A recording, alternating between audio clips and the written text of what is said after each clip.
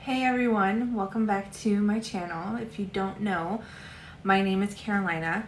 I have created a YouTube channel in hopes of just talking about everyday life, everyday issues. I have an intro video that I created the other day. It's up and posted.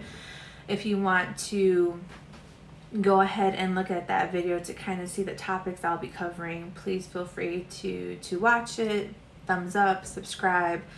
My goal is to post a video every single day about different topics that pertain to my life, my kids, and just my background overall. Today's topic, I've decided, would be how and when I found out that my youngest son is autistic. So my youngest son is 5 right now. He will be 6 this November. He was born full term, completely healthy, passed all of his screenings, 9 pounds, 10 ounces of screaming joy.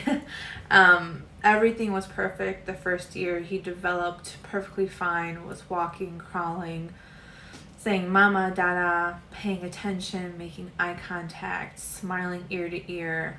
It was amazing, phenomenal. He was my easiest baby thus far. I have 3 children.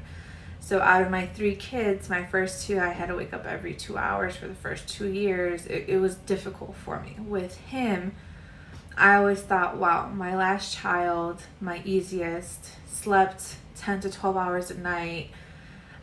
It was amazing.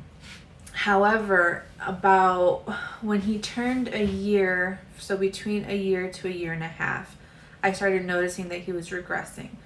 And by regressing, I mean the things he used to do, he was no longer doing. So he wasn't saying mama, he wasn't saying dada. When we call him by his name, he wouldn't turn around and look at you.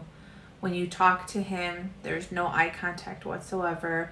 If you try to make eye contact with him, he would do one of these. He was kind of dodging to avoid that contact. Wasn't talking, wasn't interested in things a normal child at that age would be interested in. I started expressing my concerns to family members, and obviously I was kind of made out to be the crazy person. I was being told that I'm overreacting, that boys are boys develop slower. It takes them a little bit longer to meet the milestones. Don't compare him to your other 2 kids or your daughter, or just let him be, he'll be fine. But I had a feeling he wasn't fine. My 2 older children are 10 months apart, so they grew up together. Basically, I look at it as I had twins. They met their milestones at the same time. They developed similarly along the same timelines, and I did compare him a lot to them, but I did also consider the fact that they had each other. They had another child similar in age, so they played together, they talked, they did have a different environment, whereas he was always around adults, whether it was us, myself, his father, his siblings, or my mother who would watch him. So I did take into consideration, well, maybe he needs to be around other kids his age, or other kids in general similar in age, to kind of get that jump start in wanting to talk and wanting to socialize. So after both my mother and Avery's father did make comments that, I was going crazy and I was overreacting about thinking there might be something wrong, I did talk to them and I was like, look, something's not right. Regardless of what you guys feel, this is my gut feeling. I'm with him 24/7, or almost 24/7. I have a feeling something's not right. When he turns 2, let's enroll him into a school and see how he does. Because I did talk to a lot of parents, and they said, hey, my child didn't start talking or socializing until I put him in school. Once I put them in school, within a week, you see a major difference. So I made a deal with them. I was like, look, I know you guys think I'm crazy. I know you guys think I'm overreacting, but let's put him into school. If we put him into school and he starts developing, he starts talking, he starts making that eye contact, then yes, I overreacted. If not, then we need to get him evaluated. So when he turned 2, there is a local school not too far from us that my 2 older kids actually went to. That's a Head Start program. They take kids from 2 to 5 years old.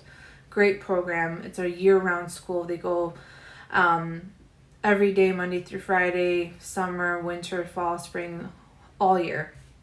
And so what I did was I enrolled him, and not even by the end of the first month of him going there, I got the phone call that I was kind of dreading from his teacher saying, hey, something's not right. He's been here a month. He doesn't socialize with any of his peers. He doesn't respond to his name. He doesn't communicate in any way whatsoever. He always keeps to himself.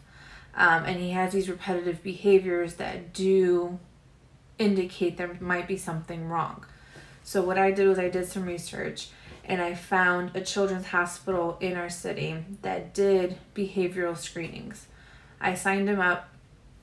We got him evaluated in May of 2016. It was a one-day process in the sense of they took 2 hours.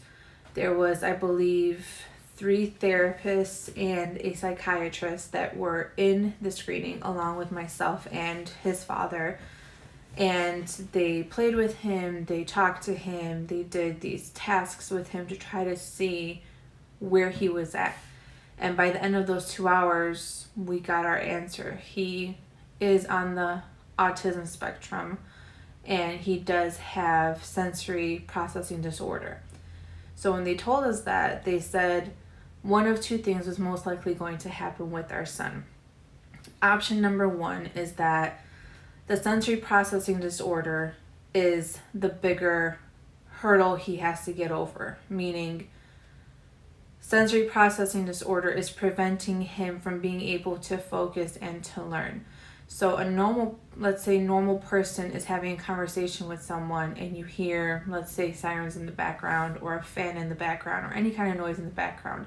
A normal person can shut that background noise off and still focus on what is in front of them, what the person they're talking to or whatever they're listening to.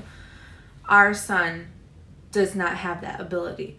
So if he's trying to watch something or he's trying to listen, there's so much going on around him that he can't focus and his body's being overloaded. So they said the first case scenario is that is his biggest issue. If we start immediately with therapies and schooling and help him get over that and help him deal with the sensory processing disorder, then he will most likely be able to learn and his milestones will fall back on track and he will develop at a normal rate. So being that he was already delayed with those 2 issues, between the ages of 5 and 7, we would see him develop and meet the milestones that he should have started developing between the ages of, let's say, 2 and 4. That was our first scenario, our best case scenario. The second scenario is that the sensory processing disorder isn't the main issue, that autism is. If that's the case, then we can do therapies to enhance his communication. We can do therapies to enhance his behavior. However, autism would be a lifelong diagnosis for him. And he would most likely not be able to live on his own. He would most likely need round-the-care help and care. That was worst case scenario. It was devastating hearing that. Well, it was amazing hearing a diagnosis. It was amazing knowing I wasn't crazy. It was amazing knowing that we have an answer and we have something to go along and start treating him with. So we can go and look for therapists. We can go ahead and look for therapists and get that process going for him. The bad side of that for me was that my baby wasn't going to have the quality of life, or so I thought, as my 2 older children. He wasn't going to be able to go through school as easily as my 2 older kids. He was not going to have the same possibilities and the same options in life, in the sense of having a career, being able to move out on his own, being able to find love and start a family, something that, you know, every mother wants for all of her kids. And my other fear was that, you know, he's my child, he will live with me forever, I will never put him in a home, I will never put him anywhere else but with me. What happens to him once I'm no longer here? You know, I pray to God every day that my 2 older kids would grow up to want to take him in and to treat him and take care of him the way I am and will. So that was kind of something I had to deal with and learn to get over, because I couldn't sit there and dwell on that. I had to take it day by day. Fortunately enough, once we did get the diagnosis, we were able to get the right therapies in place. We also signed our son up to our district school's special education program, which they had a program for kids between the ages of 3 and 5, which is pre-kindergarten. And he would go there every day for a few hours a day and have nothing but special education-led courses. And I kid you not, when I look at him now compared to 2.5 years ago when he started that journey, you would have never guessed that it's the same child. He knows how to read. He knows how to write. His imagination is beyond my wildest dreams ever. Like, the things he imagines, the things he builds and creates, whether it's with Legos or Play-Doh or even on his iPad, like, I don't even have that kind of an imagination. I can't even see things the way he sees things. He can have a conversation with you now. He can tell you how his day went. He can ask you how your day went. He can sit there and express his emotions and his feelings and his wants and needs. He can sit there and role play with you, you know, something he never did. He never looked to play with anyone or other kids. Now he'll play with kids younger than him, older than him. He loves play fighting with his siblings. The progress that he's made is beyond amazing. And he actually finished a special ed program this past spring. And based on how he's advanced so much, they decided to actually put him in a regular classroom for kindergarten. So he is starting off his grammar school education being in a normal class. A class that is led by 2 teachers, one being an early childhood education teacher and one being a special ed teacher. So he will be amongst peers his age, peers that don't have any learning disabilities, but he will have that aid if he needs it. So I am beyond happy and ecstatic at the progress he's made. I know the whole family is shocked by how far he's come. Everyone, even his teachers, are amazed at how much progress he's made. Even the ones that didn't see him since May, when they saw him this week, because he started kindergarten this week, they're amazed, even with speech, how much his speech has developed. You know, and so one of the reasons why I wanted to make this video was because I know there are a lot of people out there that think something might be wrong with their child. And either don't know what to do or don't know where to go, or maybe like me, where you're made to be out the crazy person, because not a lot of people want to admit that they think something might be wrong with their child. It's a scary thought, you know. You want to think that everything is right with your child, that you have the perfect child, but regardless of what, you know, your goals are in life and what you want for your child, you also have to think in the now. You have to be willing to, you know, open up to, hey, this is what's going on. We need to get that child help. You know, contact your local school districts, contact the hospitals, get your kids evaluated. You know, do everything you can. There's, you know, income-based help. There's, you know, early Head Start programs that are free to families, you know, especially if their child has a disability. Take advantage of all of that, you know, and work with them, you know, and nothing's impossible. It's it's just a matter of, doing your research, knowing where to look. Each state has their own resources, and making sure your child gets that help. And trust me, it's all worth it in the end. Even if you have to get second, third, fourth opinions, if you feel something's not right with your child, you're probably right. Your instinct, your child best. So that's kind of what I want to talk about today.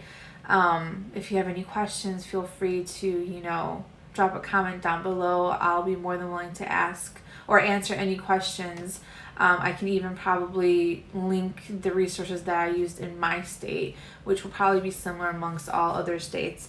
But yeah, and then if you guys have any other questions or any other comments or ideas for topics, please let me know.